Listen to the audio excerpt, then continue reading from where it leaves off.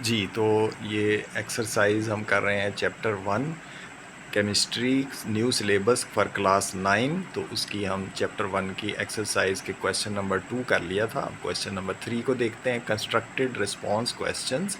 आपको याद होगा भी मैंने पिछले लेक्चर में ये बताया था कि जो क्वेश्चंस तो बुक के अंदर दिए हुए थे, मैंने उनके आंसर नहीं इसमें शामिल किए अपने नोट्स में। जो वही क्वेश्चन मैंने यहाँ पर लिखे हैं जो कि आपके चैप्टर में नहीं थे लेकिन आपसे पूछे गए हैं।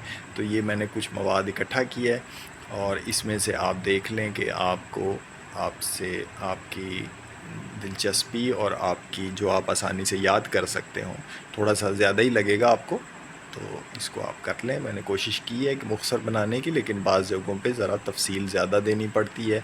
बाज़ औक़ात जो है वो चूँकि दूसरी सोर्सेज से मैंने लिया है तो कोई ऐसी चीज़ें भी आ जाती हैं जो आपके लेवल से थोड़ी सी ज़्यादा होंगी। तो आपने देखना है जो आपको आसानी से चीज़ याद हो जाए, बस आपने वो करना है। How does A question number 1, how does A super critical state look like.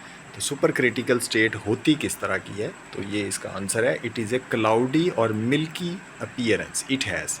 तो यानी ये गैस की फॉर्म में है लेकिन थोड़ी सी क्लाउडी। गैस आमतौर पे कलरलेस होती है, अगर कलर भी हो तो वो थिन होती है, बहुत ही बारीक होती है, पतली लतीफ़ चीज़ होती है। लेकिन ये सुपर क्रिटिकल फ्लूइड जो है ये क्लाउडी, क्लाउड किस्म का और मिल्की है इसकी shape. Appearance with the properties in between those of liquids and gases. तो लिक्विड और गैस के दरमियान इनकी प्रॉपर्टी है, ठीक है। It does not have well defined meniscus और सरफेस। मेनिस्कस कहते हैं सतह को, जैसे पानी किसी बर्तन में डालते हैं तो उसकी सतह हमें नज़र आ रही होती है, लेकिन गैस की सतह नहीं नज़र आती।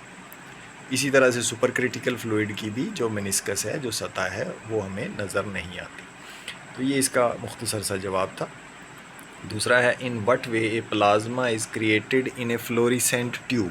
तो फ्लोरिसेंट ट्यूब में जो प्लाज्मा प्रोड्यूस होता है, इसका असल में आंसर तो चैप्टर 2 में दिया हुआ है। चैप्टर 2 जब आप डिटेल से पढ़ेंगे तो आपको सारी समझ आ जाएगी कि फ्लोरिसेंट ट्यूब में प्लाज्मा कैसे प्रोड्यूस होता है। इसका इस वक्त जब आप चैप्टर 1 में हैं तो मैं मुख्तसर तौर पे आसान अल्फाज में इसका ये आंसर जवाब लिखा है मैंने। In a fluorescent tube when current is pass through the gas. जब करंट को गुजारा जाता है, चूँकि गैस उसके अंदर एक गैस भरी होती है फ्लोरिसेंट ट्यूब में। फ्लोरिसेंट ट्यूब याद रखें क्या है, जो ये हमारी आम ट्यूब लाइट होती है, ठीक है, या एनर्जी सेवर्स जो पुराने होते थे जिसमें ट्यूबें लगी होती थी। तो उसके अंदर से जब हम स्विच ऑन करते हैं तो बिजली गुज़रती है और अंदर गैस भरी हुई है, और वो गैस जो है वो उसको प्लाज्मा में कन्वर्ट कर देता है। और वो क्या है कि वो जो बिजली है वो असल में इलेक्ट्रॉन होते हैं। वो इलेक्ट्रॉन जब उसमें से गुज़रते हैं गैस में से तो उनके मॉलिक्यूल के साथ टकराते हैं और उस गैस के मॉलिक्यूल को भी बाहर निकाल देते हैं, और वो पॉजिटिव और नेगेटिव चार्जेस बन जाते हैं। यानी आयन्स जो हैं वो गैस के पॉजिटिव आयन और इलेक्ट्रॉन अलग हो गए तो प्लाज्मा बन गया, ठीक है। इट्स मॉलिक्यूल्स आर आयोनाइज्ड, तो गैस के मॉलिक्यूल आयन बन जाते हैं और हैंस प्लाज्मा इज़ क्रिएटेड। तो ये इसका शॉर्ट सा आंसर है। Number 3, most of the molecules we study in biochemistry are organic in nature. Where does the difference exist in organic and biochemistry. तो ऑर्गेनिक कंपाउंड और बायोकेमिस्ट्री में जो compound है, इसका आपको याद होगा हमने शुरू में भी जो बात की थी कि ऑर्गेनिक केमिस्ट्री में कार्बन की केमिस्ट्री है, बायोकेमिस्ट्री में भी ज़्यादातर ऑर्गेनिक कंपाउंड है, कुछ इनऑर्गेनिक को भी पढ़ते हैं क्योंकि वो लिविंग ऑर्गेनिज़म में इनऑर्गेनिक कंपाउंड भी होते हैं। लेकिन जो मेन डिफरेंस है वो ये है कि बायोकेमिस्ट्री के अंदर हम नेचुरली अकरिंग ऑर्गेनिक कंपाउंड्स को सिर्फ डिस्कस करते हैं। ऑर्गेनिक तो पता ही है आपको, वो कंपाउंड जो ज़्यादातर कार्बन से मिलकर बने होते हैं, उसमें ज़्यादातर मेन चीज़ कार्बन होती है और उसके साथ दूसरे एटम या एलिमेंट लगे होते हैं। लेकिन ऑर्गेनिक केमिस्ट्री के अंदर हम ऐसे कंपाउंड को भी, कार्बन के ऐसे कंपाउंड को भी स्टडी करते हैं जो मैन मेड हैं, इंसान ने बनाए हैं, ठीक है, तो मसनूई तौर पे बनाए गए। तो ये इसी तरह से जो लाखों करोड़ों अरबों साल पहले जो तेल और वो बने थे, गैस, और वो भी ऑर्गेनिक में पड़ते हैं। हाँ बेशक वो बने, वो भी लिविंग जानदारों से ही थे, लेकिन वो जानदारों के अंदर नहीं पाए जाते थे, बल्कि जानदारों के जिस्म जब पड़े रहे जिस ज़मीन के अंदर करोड़ों साल तक, तो ज़्यादा टेम्परेचर और हीट और प्रेशर की वजह से उनके अंदर तब्दीलियाँ आई और वो एक ख़ास किस्म के ऑर्गेनिक कंपाउंड बन गए, जो पेट्रोल और गैस और इसी तरह से कोयला और इसके अंदर बेशुमार जो केमिकल हैं वो ऑर्गेनिक कंपाउंड हैं। ठीक है, तो इसको देख लेते हैं। Organic chemistry deals with all carbon based compounds found in nature. तो नेचर के अंदर कुदरती तौर पे जो कंपाउंड पाए जाते हैं और ऑर्गेनिक होते हैं, कार्बन बेस्ड ऑर्गेनिक केमिस्ट्री में वो पढ़ते हैं, एंड और साथ ही प्रिपेयर्ड बाय साइंटिस्ट। ठीक है, वाइल जो साइंसदान बनाते हैं वो भी, और जो नेचर में है वो सारे ही ऑर्गेनिक केमिस्ट्री में पढ़ते हैं। लेकिन बायोकेमिस्ट्री में only deals with organic compounds found in living organism. जानदार चीज़ों में जो कंपाउंड है सिर्फ वो ऑर्गेनिक केमिस्ट्री में पढ़ते हैं। उसके बाद है जी, give the reason of brilliance shown by diamond, can you improve it. तो डायमंड की, हीरे के अंदर जो चमक है उसकी क्या वजह है और क्या हम उसको ज़्यादा बढ़ा सकते हैं। तो इसका आंसर है brilliance of diamond is due to its high refractive index. अब ये रिफ्रैक्टिव इंडेक्स क्या है, ये वैसे तो क्लास 8 में भी पढ़ाया जाता है, रिफ्रैक्टिव इंडेक्स साइंस के अंदर मौजूद है। तो लेकिन बाज़ बच्चे ऐसे हैं कि वो नहीं पढ़ पाते, तो सही तरह से उनको नहीं समझ होती। तो ये थोड़ा सा इसका मैं बता देता हूँ कि जो रोशनी की रफ़्तार है वो खला में और उस चीज़ के अंदर उनकी रेशो जो है उसको ऊपर रख लें, इसको जो स्पेस में उसकी स्पीड है रोशनी की, और तकसीम कर दें उसको किसके साथ, जो उस चीज़ के अंदर स्पीड है। मसलन हीरे के अंदर रोशनी जो है उसकी क्या स्पीड होगी, तो ये शीशा है, पानी है या हीरा है, तो इनके अंदर या कोई भी ऐसी चीज़ जिसके अंदर से रोशनी गुज़र सकती है, उनके अंदर खला की निस्बत उसकी स्पीड थोड़ी सी कम हो जाती है। तो उस रेशो की वजह से वो जो उसका आंसर पहले आना चाहिए वो 1 आता है। अगर ऊपर भी खला की स्पीड रख दें, नीचे भी रख दें तो 1 आएगा, लेकिन जब नीचे कम वाली स्पीड रखेंगे तो उसके आंसर जो है वो 1 से थोड़ा सा ज़्यादा आएगा। तो हीरे के अंदर जब रोशनी गुज़रती है तो उसकी स्पीड काफ़ी कम हो जाती है, इतनी भी नहीं लेकिन बहुत थोड़ा सा फ़र्क पड़ता है, लेकिन जो जवाब है वो 1 अशारिया कुछ जो भी इसकी वैल्यू है वो आता है। तो उसकी वजह से उसका हम कहते हैं कि रिफ्रैक्टिव इंडेक्स काफ़ी ज़्यादा है। एंड टोटल इंटरनल रिफ्लेक्शन भी क्लास 8 में आपने पढ़ा हुआ है कि पानी के अंदर मिसाल उसमें पड़ी हुई है कि एक ख़ास एंगल आता है कि जब वो आप रोशनी जो है वो एक ख़ास एंगल पे मुड़ती रहे, तो एक ख़ास एंगल पे वो बजाय रिफ्रैक्शन के, यानी उसमें से पानी में से निकल के मुड़ने के, वो जो है वो वापस पानी के अंदर ही मुनकिस हो जाती है। तो जो उसमें से गुज़र के बाहर निकल जाना रोशनी का और मुड़ जाना, उसको इनेताफ़ कहते हैं उर्दू में, मुनतिफ़ हो जाना। लेकिन अगर वो रोशनी उसकी सतह से टकरा के वापस, यानी पानी के अंदर से ही रोशनी उसकी सतह से टकरा रही है और वापस पानी के अंदर ही जा रही है, तो ये हम कहेंगे मुनकिस हो के वापस अंदर ही चली गई।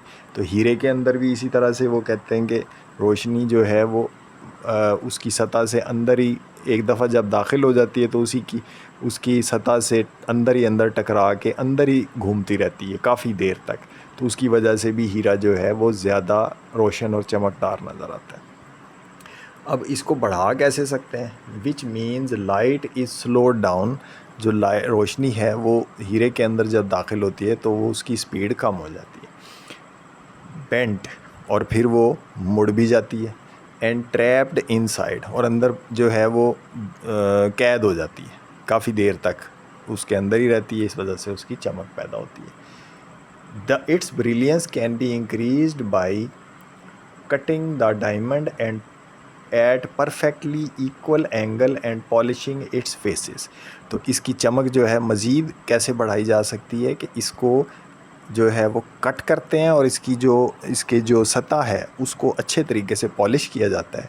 तो उससे भी जो एंगल है वो एक ख़ास एंगल रखा जाता है कि जिस पे रोशनी जो है वो टोटल इंटरनल रिफ्लेक्शन, यानी वो अंदर ही जो है वो बार बार मुनक्किस होती रहती है और उसकी वजह से ऐसे महसूस होता है कि हीरा जो है उसके अंदर रोशनी जो है वो उसके अंदर से निकल रही है, क्योंकि वो उसके अंदर जमा हो जाती है काफ़ी मिकदार में, लेकिन इतनी ज़्यादा तो नहीं जमा हो जाती, लेकिन थोड़ा सा फ़र्क पड़ने से उसके अंदर एक गैर मामूली चमक पैदा हो जाती है। और ये इसकी बेशुमार खूबियाँ जो हमने गिनी, number 1 refractive index, number 2 total internal reflection, number 3 उसके जो साइड्स हैं उनको परफेक्ट एंगल पर कट किया गया और बड़े ख़ूबसूरती के साथ उसको इसकी एक शेप बनाते हैं, और नंबर 4 के ऊपर उसको पॉलिश करते हैं। तो पॉलिश करने से उसकी जो सतह है वो बहुत ही ज़्यादा चमकदार और ट्रांसपेरेंट हो जाती है।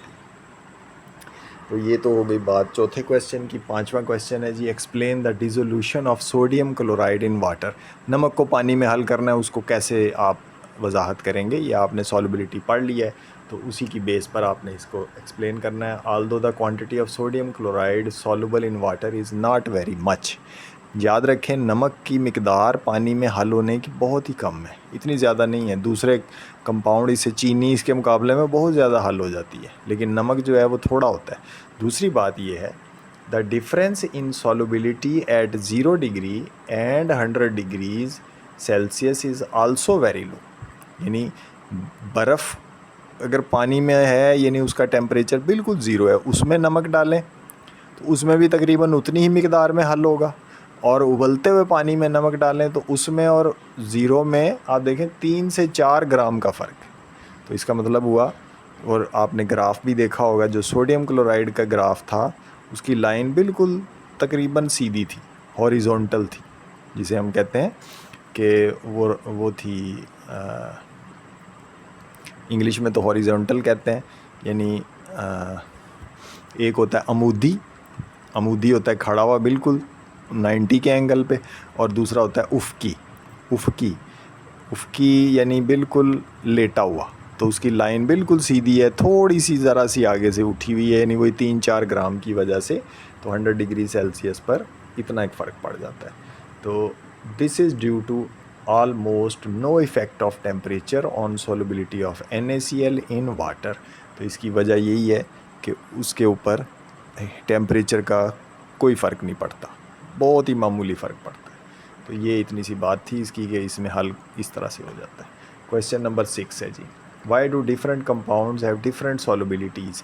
तो ये मुख्तलिफ़ कंपाउंड जो पानी में हल होते हैं उनकी जो सॉल्युबिलिटी यानी हल होने की मिकदार है वो मुख्तलिफ़ क्यों है? जैसे नमक है उसकी भी मुख्तलिफ़ है, चीनी की मुख्तलिफ़ है, इसी तरह और हर कंपाउंड की आप देखें अगर एक जैसी होती तो जो आपने ग्राफ देखा था पिछले लेक्चर्स में, सॉल्युबिलिटी के लेक्चर में या बुक में अभी भी देख सकते हैं, उसकी लाइनें सबकी एक जैसी होनी थी। किसी की कहीं है, किसी की ऊपर जा रही है, किसी की ज़्यादा ऊपर जा रही है, किसी की आहिस्ता आहिस्ता ऊपर जा रही है, और किसी की गोल है, किसी की सीधी है, तो किसी के नीचे भी जा रही है। तो इसकी वजह क्या है? तो इसकी वजूहात काफ़ी सारी हैं, लेकिन सादा लफ्ज़ों में मैंने जो बनाई है वो ये पुरानी 9th की बुक में भी इसी तरह ही एक्सप्लेन किया गया था, तो इसी को मैंने आपको सादा लफ्ज़ों में बना के तो ये समझाया। इस तरह से ये ज़रा समझ लें ताकि आपको इसका मेन बात समझ आ जाए। फिर आगे मज़ीद जब केमिस्ट्री पढ़ेंगे तो उसमें भी ये चीज़ें आपको क्लियर हो जाएंगी। In simple words it can be explained on the basis of 3 factors. बुनियादी तौर पर 3 जो हैं वो फैक्टर हैं, 3 नुकात हैं जिनकी बिना पर कोई भी चीज़ किसी भी सॉल्वेंट में हल होती है। ठीक है, number 1 forces of attraction among solute particle. जो हल करने वाले सल्यूट के पार्टिकल हैं उनकी आपस की जो फोर्स ऑफ अट्रैक्शन है उस पर डिपेंड करता है। ज़्यादा मजबूत होगी तो वो चीज़ हल ही नहीं होगी, ज़ाहिर है कि उसको थोड़ा बहुत कमज़ोर भी तो होना चाहिए ना। अगर बिल्कुल कमज़ोर है उनके आपस की फ़ोर्स ऑफ अट्रैक्शन तो वो जल्दी फ़ौरन हल हो जाएगा। ठीक है, और हर एक की एक जैसी तो हो नहीं सकती। Forces of attraction among solvent molecule, solvent के मॉलिक्यूल्स की अट्रैक्शन भी इसमें रोल प्ले करती है। अगर उनकी आपस की अट्रैक्शन बहुत ज़्यादा है वो किसी को आने ही नहीं देंगे, किसी सॉल्यूट के पार्टिकल को हल ही नहीं होने देंगे, और अगर बहुत वीक है तब भी दूसरी चीज़ जो है वो बड़े आराम से हल हो जाएगी। Number 3 forces of attraction among solute and solvent molecule, तो इनकी आपस में भी रिएक्शन फोर्स ऑफ अट्रैक्शन और फिर एक दूसरे के साथ भी, सॉल्यूट की सॉल्वेंट के साथ। तो आप ये देखें तीनों जो फोर्सेस हैं ये जब मिल के एक असर पैदा करेंगी तो उससे बनेगी सॉल्युबिलिटी उस कंपाउंड की, वो डिसाइड करेंगी तीनों फोर्सेस मिल करके इसकी सॉल्युबिलिटी कितनी होनी चाहिए, ठीक है। तो for water at a particular temperature the second factor is fixed. अगर आपने पानी फिक्स कर दिया, हर चीज़ को पानी में हल करना है, तो इसका मतलब हुआ कि पानी के मॉलिक्यूल की तो आपस की फोर्सेस फिक्स हैं, वो तो हमेशा एक जैसी रहेंगी। तो इसका मतलब ये हुआ but first and third factors very, तब्दील होते हैं, वेरी का मतलब तब्दील होते रहेंगे फॉर ईच कंपाउंड, जो जो कंपाउंड आप उसमें डालेंगे उसकी वजह से उनके फैक्टर तब्दील होते जाएंगे, तो सॉल्युबिलिटी में फ़र्क आता जाएगा। एंड दीज फोर्सेस डिसाइड, और ये फोर्सेस फैसला करेंगी सॉल्युबिलिटी ऑफ एवरी कंपाउंड के वो कितना हल होगा, ठीक है जी। Question number 7, why NaCl can not be crystallize from water like potassium nitrate KNO3, इसको क्यों नहीं कर सकते? वो वजह आपने पिछले सवाल में समझ ली थी कि इसकी सॉल्युबिलिटी एक तो है ही बहुत थोड़ी, दूसरा इसकी सॉल्युबिलिटी का फ़र्क ही नहीं पड़ता टेम्परेचर कम करने से या ज़्यादा करने से, और जो क्रिस्टलाइजेशन है याद रखें वो आगे भी सवाल आएगा, क्रिस्टलाइजेशन किसी भी कंपाउंड की कैसे करते हैं, उसमें उस कंपाउंड को ऐसे सॉल्वेंट में हल किया जाता है जिसमें उसकी सॉल्युबिलिटी हाई टेम्परेचर पे, ज़्यादा टेम्परेचर पे तो बहुत ज़्यादा हो, और जब उसका टेम्परेचर कम करें तो उसकी सॉल्युबिलिटी कम हो जाए, तभी क्रिस्टल बन सकते हैं, वरना तो क्रिस्टल नहीं बनाए जा सकते। तो सोडियम क्लोराइड को पानी के ज़रिए क्रिस्टलाइज़ करने का ये तरीका नहीं है, ठीक है, उसको और तरीके से उसके क्रिस्टल बनाने का तरीका होता है, तो वो अभी हमारा टॉपिक नहीं, इसलिए हम उसकी बात नहीं करते। Solubility of NaCl does not increase appreciably, ये बात हम पहले भी कर ली। एप्रिशिएबल का मतलब होता है यानी कोई ख़ास मिकदार में तो होती नहीं है सॉल्युबिलिटी का उसके अंदर टेम्परेचर बढ़ने के साथ, with the increase of temperature, यानी जब टेम्परेचर बढ़े तो कोई उसके अंदर कोई इजाफा तो होता नहीं है, 3-4 ग्राम का इजाफा है और वो भी 100 डिग्री के बाद। While KNO3 potassium nitrate is highly soluble at high temperature, ये बहुत ज़्यादा टेम्परेचर के ऊपर पोटाशियम नाइट्रेट बहुत ज़्यादा हल हो जाता है as compare to low temperature, और जब ठंडा करते हैं तो उसकी सॉल्युबिलिटी कम हो जाती है। उसी तरह due to this reason we can not crystallise NaCl by ordinary dissolution method, यानी पानी में हल करने से आप इसको क्रिस्टल नहीं बना सकते, इसका और तरीका करना पड़ता है। लास्ट क्वेश्चन है जी इसका, इस क्वेश्चन का पार्ट है why graphite is slippery to touch. तो ये हमने पहले 2 दफ़ा बात कर चुके हैं कि ग्रेफाइट जो है इसकी लेयर्स होती हैं और वो एक दूसरे के ऊपर स्लाइड करती हैं, क्यों? क्योंकि उनकी आपस में फोर्सेस ऑफ अट्रैक्शन बहुत वीक होती हैं। ग्रेफाइट हैज़ लेयर्ड स्ट्रक्चर, तहदार की किस्म की साख्त है, इसकी तहें बनी हुई हैं। There are weak forces of attraction, तहें किसकी हैं वो हमने पीछे पढ़ा था, hexagonal atoms, layers of atoms of carbon. There are weak forces of attraction present among the layers, तो एक तय की दूसरी तय के साथ दरमियान बहुत कमज़ोर फोर्सेस ऑफ अट्रैक्शन है, वो आगे चैप्टर में जब बुक के अंदर आप फोर्सेस वाले चैप्टर में जाके पढ़ेंगे, बॉन्ड वाले में और उसमें इंटरमॉलिक्यूलर फोर्सेस, तो वहाँ पे उनके नाम भी पढ़ेंगे, तफसील से ये चीज़ें पढ़ेंगे। अभी मैं सिर्फ आपको ये बता रहा हूँ कि उनकी फोर्सेस ऑफ अट्रैक्शन होती हैं। In a layer carbon atoms are bonded very strongly, एक तय के अंदर तो एटमों की बड़ी मजबूत बॉन्ड बने हुए हैं, ठीक है, वो बाकायदा बॉन्ड कहलाते हैं, लेकिन एक लेयर के एटम का दूसरे लेयर के एटमों के साथ दरमियान बॉन्ड नहीं बना हुआ, याद रखें, बल्कि वो बहुत कमज़ोर सी फोर्सेस ऑफ अट्रैक्शन है। These layers slide over one another, इस कमज़ोर फोर्स की वजह से वो जो लेयर्स हैं, वो तहें हैं, वो एक दूसरे के ऊपर जो है वो स्लाइड करती हैं। इसकी ऐसी मिसाल है जैसे हमारे पास कोई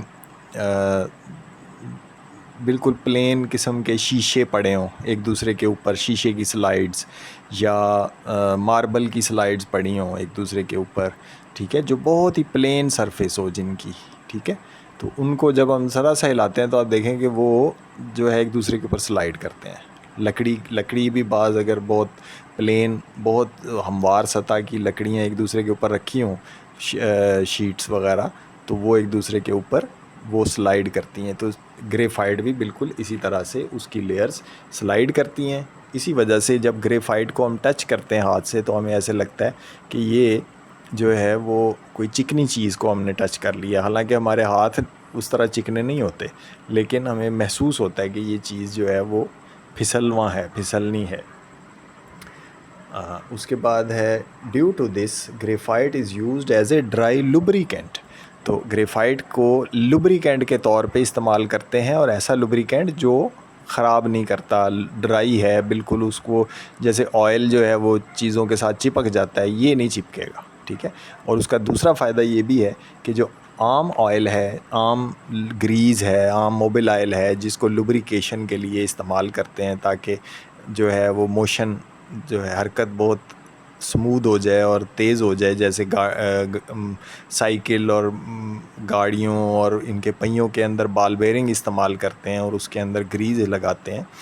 तो ये कहाँ पर इस्तेमाल करते हैं, सवाल ये है। तो ये वहाँ पर इस्तेमाल करते हैं जहाँ पर बहुत ज़्यादा टेम्परेचर है। मसलन कोई फैक्ट्री है, वहाँ पर बहुत हाई टेम्परेचर के ऊपर काम करना है, लेकिन वहाँ मोटरें और कन्वेयर बेल्ट्स भी लगाने की ज़रूरत पड़ जाती है। तो अगर वहाँ पे आम तेल इस्तेमाल करेंगे, ग्रीज इस्तेमाल करेंगे, तो ज़्यादा टेम्परेचर की वजह से उसको आग भी लगने का ख़तरा है। अगर आग ना भी लगे तो वो वैसे ही जो है वो खुश्क हो जाएंगी वो बेरिंग, क्योंकि वो तेल उड़ जाएगा उसमें से, वो ग्रीस ख़त्म हो जाएगी। तो लेकिन जो ग्रेफाइट है वो नहीं निकलेगी, वो क्योंकि वो हाई टेम्परेचर बर्दाश्त कर लेती है। One additional advantage is that graphite can withstand high temperature. Withstand का मतलब बर्दाश्त करना, as compare to ordinary lubricant, ठीक है। तो ये ज़्यादा टेम्परेचर को भी बर्दाश्त कर लेती है। उसके बाद ये 2 क्वेश्चन हैं, बल्कि चौथा भी है और 5वां भी है। तो ये तो मुझे लग रहा है हमारे 3 वीडियोस में जाके शायद मुकम्मल हो। अच्छा, कोशिश करते हैं कि अगर इसी में ही ख़त्म हो जाए। डिस्क्रिप्टिव क्वेश्चन है, हाउ कोल डिफ़र्स फ्रॉम डायमंड। तो ये आप देख लीजिए, ये मैंने इसके लिख दिए हैं। अब देख लें, इसमें कोई ऐसा मेरा ख़्याल है कोई मुश्किल तो कोई नहीं है। मैंने लिख दिए इनके डिफरेंसेस, तो आप इनको याद कर लें। कोई लफ्ज़ ना समझ आए तो बेशक आप कमेंट्स में पूछ लीजिएगा। इनके डिफरेंसेस हैं कि डायमंड क्रिस्टलाइन होता है, कोल जो है वो एमॉर्फस या इरेगुलर उनके एटम्स हैं, डायमंड के रेगुलर होते हैं। कोल को हम फ्यूल के तौर पे इस्तेमाल करते हैं, डायमंड को ज्वेलरी के तौर पे। कोल कंडक्टर है, कोल मिक्सचर है, डायमंड एलिमेंट है। कोल कंडक्टर ऑफ इलेक्ट्रिसिटी है, डायमंड पुअर कंडक्टर है। उसके बाद सुपर क्रिटिकल फ्लूइड और लिक्विड का डिफरेंस पूछा गया है। तो लिक्विड का प्रॉपर्टीज़ को तो आपको पता है, ठीक है। तो डेफिनेशन आप लिख लें वहाँ से ही, चैप्टर से देखकर। मैंने नहीं लिखी, मैंने कहा फिर बहुत लंबा हो जाएगा आंसर। तो डेफिनेशन आप को पहले याद होगी, आप आराम से लिख लेंगे। लिक्विड की प्रॉपर्टीज़ आपको पता है गैस और सॉलिड के मुकाबले में डिफरेंट हैं।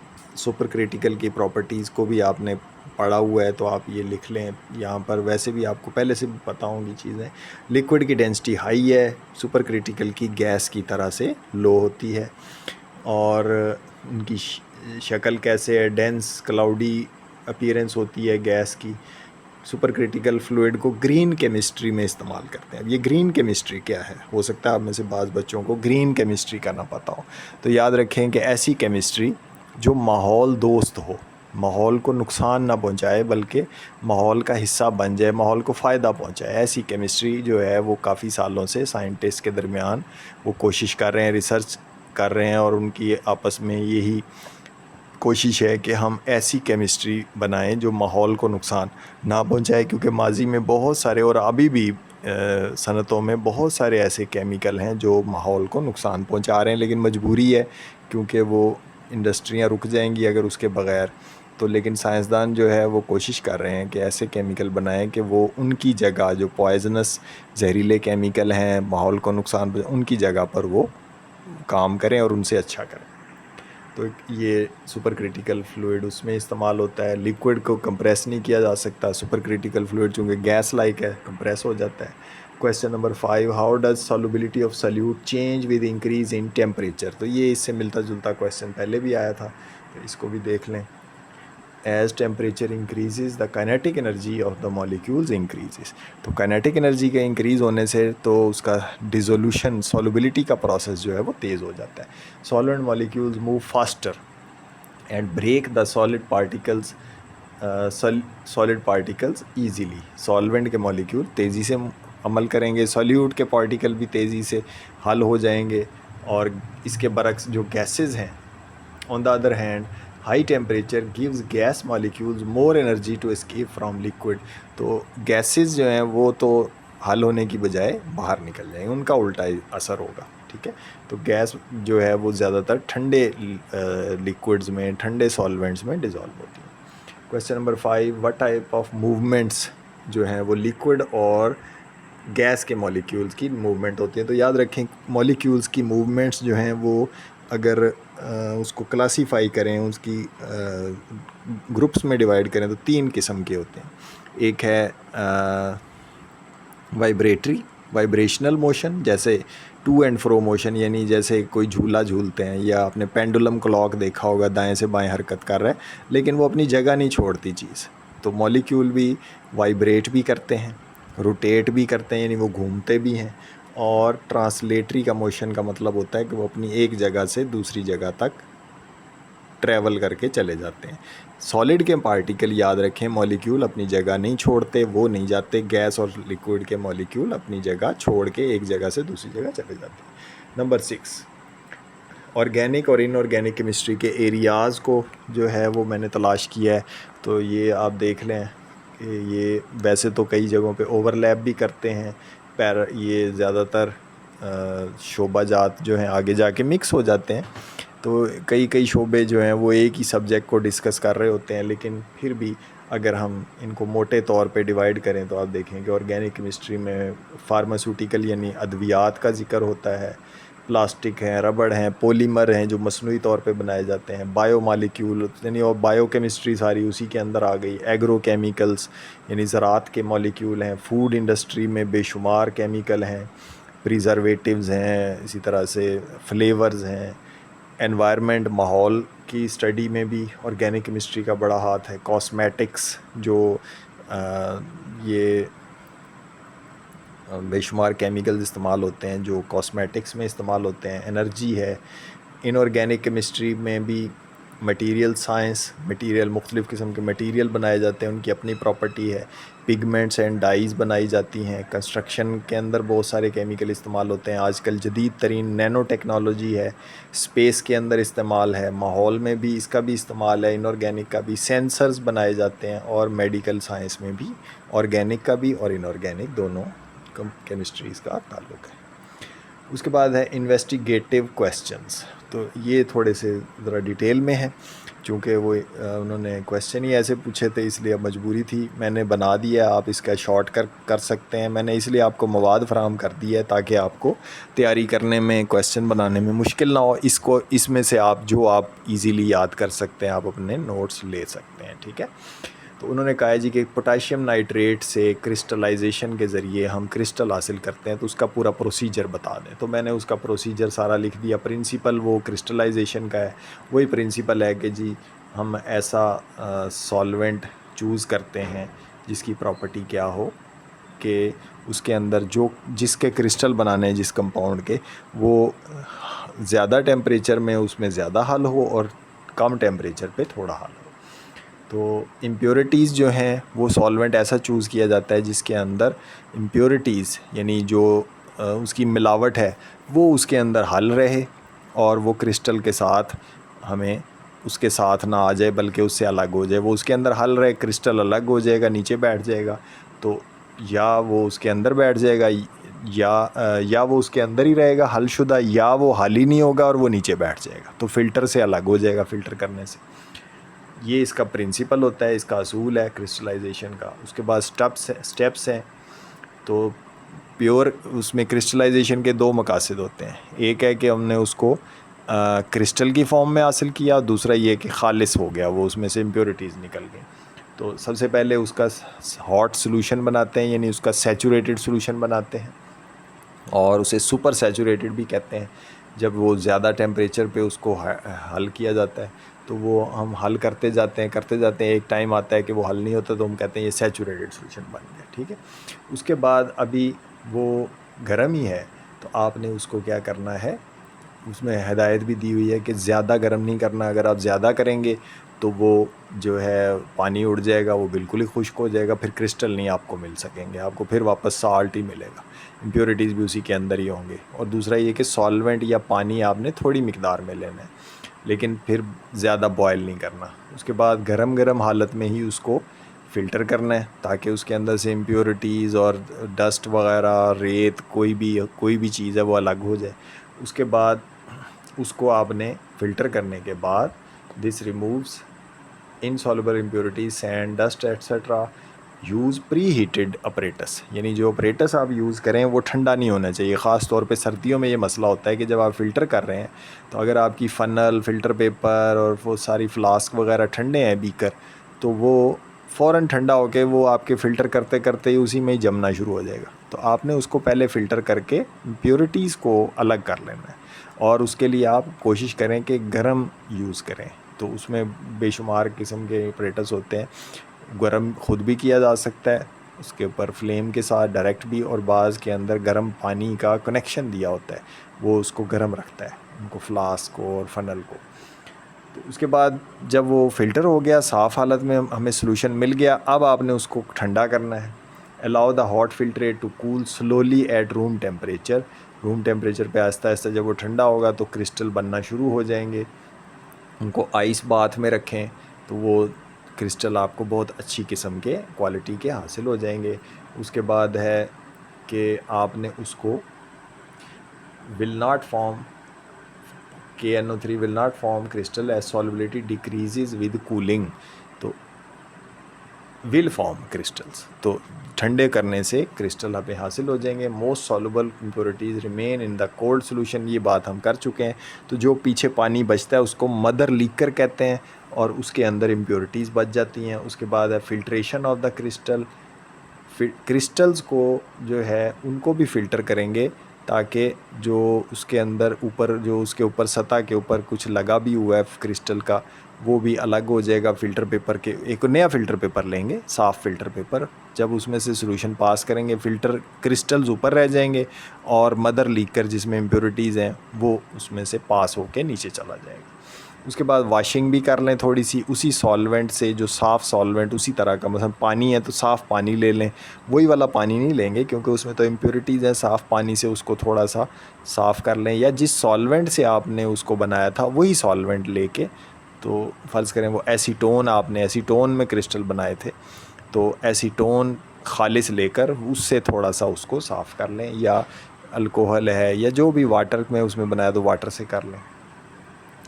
उसके बाद थोड़ी सी अमाउंट में करें, ज़्यादा ना करें, तो ताकि इसमें लफ्ज़ लिखा हुआ है टू रिमूव एनी एडहियरिंग इम्प्योरिटीज़, तो उसके साथ कोई अगर मिलावट की चीज़ें, इम्प्योरिटीज़ चिपकी हुई हैं, एडहियर का मतलब चिपकी हुई हैं, तो वो भी अलग हो जाएंगी। उसके बाद ड्राई कर लें उसको। ड्राई करने के मुख्तलिफ़ तरीके दिए हुए हैं। प्रेसिंग बिटवीन फ़िल्टर पेपर के दरमियान भी उसको दबा दें थोड़ा सा, हल्का सा, तो वो भी खुश्क हो जाता है। और उसको किसी धूप में रखने से भी हो सकता है, गर्म जगह पे रखने से, किसी ओवन में रखने से भी हो सकता है। और डेसिकेटर क्या चीज़ है?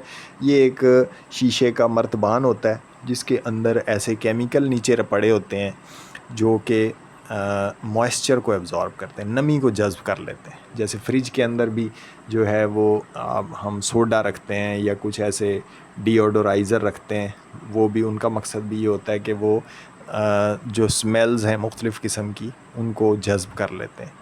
और इसी तरह आपने देखा होगा मेडिसिन की बॉटल्स के अंदर जो है वो एक छोटी सी थैली पड़ी होती है, वो सिलिका जेल उसके ऊपर लिखा होता है, वो भी उनको नमी से बचाती है। आजकल जैसे ये जुलाई अगस्त में नमी का, हब्स का मौसम होता है, तो चीज़ें पड़ी पड़ी जो है नमी से ख़राब हो जाती हैं। तो लेकिन अगर वो ऐसा केमिकल पड़ा हो पास तो वो नमी जज़्ब कर लेता है। तो ऐसा मर्तबान जिसके अंदर वो केमिकल रखा हुआ है, उसके अंदर अगर ऊपर एक प्लेटफार्म बना होता है, नीचे वो पड़े होते हैं, सुराख होते हैं उसके अंदर प्लेटफार्म में, तो उसके अंदर आप रख दें उस प्लेटफार्म के ऊपर और उस मर्तबान को बंद कर दें, ऊपर से शीशे का ढक्कन दे दें, तो वो जो है वो एक तो उसमें नमी नहीं आएगी और आहिस्ता आहिस्ता वो चीज़ ठंडी हो जाएगी। ठीक है। As a desiccator. Right properties of graphene which make it useful in electronics. आखिरी सवाल पे हम पहुंच गए हैं, तो ये इंशाल्लाह इसको ये ख़त्म कर लेते हैं। ग्राफीन की प्रॉपर्टीज़ दी हुई हैं, ये एक सिंगल लेयर कार्बन एटम है, ये हमने पढ़ लिया है, और ये हनी कॉम्ब लाइक स्ट्रक्चर है, जैसे शहद का छत्ता होता है, और इसमें 6 कार्बन एटम होते हैं, हेक्सागोनल 6 साइड होती हैं। एक्स्ट्रा ऑर्डिनरी प्रॉपर्टीज़ हैं, और नैनो इलेक्ट्रॉनिक्स में भी यूज़ होता है, फास्ट इलेक्ट्रॉनिक्स में यूज़ होता है। और इसकी वजूहात देख लें, ये हाई इलेक्ट्रिकल कंडक्टिविटी दी हुई है, और इसी तरह इसमें टर्म्स और कुछ ख़ास किस्म की हाई लेवल की दी हुई हैं, आप उसको रहने दें, लेकिन आप जो इसकी बुनियादी चीज़ें, इसके यूजेस वगैरह हैं, उनको समझ लें, ठीक है। तो हाई स्पीड ट्रांजिस्टर में इसका यूज़ है, फ्लेक्सिबल इलेक्ट्रॉनिक्स में। दोबारा उसने प्रॉपर्टीज़ पूछी हैं, यूजेस भी नहीं पूछे उसने, सिर्फ प्रॉपर्टीज़ पूछी हैं। तो this means graphene can carry electrical current with minimum resistance, minimum या minimal resistance and heat generation, excellent thermal conductivity. इसकी थर्मल कंडक्टिविटी भी दी हुई है, उसकी वैल्यू भी दी हुई है, और ये बहुत ज़्यादा है, बेटर दैन एनी मेटल से भी ज़्यादा, और एफिशिएंट एट डिसिपेटिंग हीट। जिस तरह इसमें से हीट गुज़र भी सकती है, डिसिपेट का मतलब है इसमें से निकल भी सकती है, उतनी जितनी तेज़ी से ये एब्जॉर्ब करेगा हीट को, उतनी तेज़ी से इसको निकाल भी देता है, ठीक है। और crucial for high performance electronics, और ये बहुत ज़्यादा इम्पोर्टेंस है इसकी। वजह उसकी कि ये है कि जो जहाँ पर बहुत ज़्यादा तेज़ी से ज़रूरत हो हीट को निकालने की, उसको कोई चीज़ गर्म होने से ख़राब ना हो जाए, जैसे जो कंप्यूटर्स के प्रोसेसर्स होते हैं वो बहुत जल्दी गर्म हो जाते हैं, ग्राफिक कार्ड्स होते हैं, तो उनके साथ ऐसे मटेरियल को जोड़ा जाता है जो कि उसकी हीट को एब्ज़ॉर्ब करके तो हवा में डिसिपेट यानी उसको ख़ारिज करते रहते हैं। तो ये जो मटेरियल है ग्राफीन, ये बहुत ही ज़्यादा इस लिहाज से एफिशिएंट है, और ये जो फ्यूचर के और जो आजकल के ज़माने के प्रोसेसर्स और जो इस किस्म की इलेक्ट्रॉनिक्स है जिसमें हीट को ख़ारिज करने की ज़रूरत है, फालतू हीट है, वो उसके किसी काम की नहीं है, बल्कि उसे नुकसान पहुंचा रही है, वो उसको बचाती है।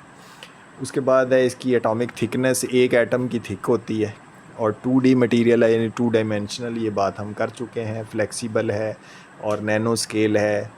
बस इसी तरह से मैकेनिकल स्ट्रेंथ और फ्लेक्सिबिलिटी भी इसकी बहुत ज़्यादा है, स्ट्रेंथ भी है और फ्लेक्सिबल भी है, ठीक है। उसकी फ्लेक्सिबिलिटी का यूनिट भी दिया हुआ है, गीगा पास्कल है, ये GPa। उसके बाद ट्रांसपेरेंसी, ट्रांसपेरेंट है, 2 से 3% लाइट जो है वो इसमें से गुज़र सकती है, बाकी 2 से 3% लाइट ये जज़्ब करता है, बाकी यानी 97-98% लाइट इसके अंदर से गुज़र जाती है। तो ये ट्रांसपेरेंट है बिल्कुल, इसका कोई कलर नहीं है, कोई वो चीज़ नहीं है इसको, इसीलिए इसकी बहुत ज़्यादा एप्लीकेशन है। Transparent and conductive, a rare combination. तो ये बड़ी वो कहते हैं कि रेयर कॉम्बिनेशन है कि ट्रांसपेरेंट भी हो चीज़ और गुड कंडक्टर भी हो, हीट का भी हो, इलेक्ट्रिसिटी का। तो OLED, तो ये उसमें क्या है, इलेक्ट्रोड। LED तो नाम सुना हुआ है आपने, लाइट एमिटिंग डायोड, ठीक है। तो ये एक अलग टॉपिक है, लाइट एमिटिंग डायोड कैसे काम करते हैं। तो ये जो हमारे LED टेलीविज़न्स होते हैं, इनके अंदर ये छोटे छोटे बने होते हैं, और वो उन्हीं की रोशनी जो है वो फिर हम उससे देखते हैं, स्क्रीन को देखते हैं। तो OLED से मुराद है कि जो मॉडर्न टेक्नोलॉजी है उसमें organic light emitting diode use किए जाते हैं। तो पहले जो थे वो इनऑर्गेनिक थे, अब ऑर्गेनिक भी आ गए हैं।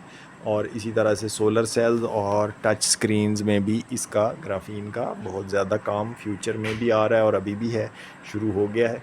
उसके बाद है ट्यूनेबल इलेक्ट्रॉनिक प्रॉपर्टीज़। तो इसको यानी आप अपनी मर्ज़ी से जितना भी उसकी कंडक्टिविटी को कम या ज़्यादा करना चाहें तो आप इसकी प्रॉपर्टीज़ को कंट्रोल कर सकते हैं, आप उसकी अंदर डोपिंग कर सकते हैं। डोपिंग कहते हैं किसी भी मटेरियल के अंदर किसी और एलिमेंट के एटम्स को जो है ऐड करके तो उसकी प्रॉपर्टीज़ को थोड़ा सा चेंज कर देना, तो इस प्रोसेस को भी डोपिंग कहते हैं। ये भी एक इलेक्ट्रॉनिक्स की टर्म है, और इलेक्ट्रॉनिक्स के अंदर कंप्यूटर वाले बच्चे भी ज़्यादा जानते हैं इसको। अप्लाइंग एन इलेक्ट्रिक फील्ड, और इलेक्ट्रिक फील्ड लगाने से भी किसी भी मटेरियल की जो प्रॉपर्टीज़ चेंज होती हैं वो भी इसका खासा है। तो ये हो गई बात, और ये अल्हम्दुलिल्लाह इसके साथ ही हमने चैप्टर तकरीबन ख़त्म कर दिया है जी। आगे सरफेस एरिया भी दिया हुआ है, इसका सरफेस एरिया भी बहुत ज़्यादा है, वैल्यू भी दी हुई है 2600 मीटर पर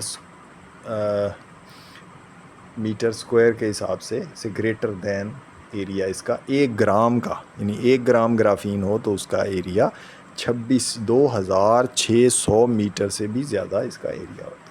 और केमिकल सेंसिंग प्रॉपर्टीज़ हैं, चार्ज स्टोरेज की भी कैपेसिटी इसके अंदर है। और फिर नीचे आप ये देखिए कैपेसिटर, बायोसेंसर, गैस डिटेक्टर भी बन सकते हैं इससे, और ये उसकी समरी दी हुई है। तो ये सारा डाटा मैंने आपको प्रोवाइड कर दिया है, उम्मीद है कि आपको पसंद आएगा। तो आज का ये लेक्चर ख़त्म करते हैं हम। 2 लेक्चर में एक्सरसाइज, बल्कि 3 में ख़त्म हुई, क्योंकि पहला लेक्चर एमसीक्यू का था, दूसरा शॉर्ट क्वेश्चन का, और फिर उसके बाद डिस्क्रिप्टिव और इन्वेस्टिगेटिव क्वेश्चन। ठीक है जी, कोई क्वेश्चन हो, कोई बात रह गई हो, कोई मैं ना सही एक्सप्लेन कर सका हूँ, तो आप मुझे ज़रूर बताइएगा कमेंट्स में। और फिर आपको पसंद आए तो दूसरों को भी बताएं और इनसे फ़ायदा उठाएं। ठीक है, ख़ुद भी और दूसरों को भी। जो टीचर्स हैं, उम्मीद है कि वो भी फ़ायदा उठाएंगे। तो साथ मुझे भी दुआओं में याद रखें अपनी, और ख़ुद भी जो है दूसरों को भी बताएं और इससे फ़ायदा उठाएं। बहुत शुक्रिया जी, अल्लाह हाफ़िज़।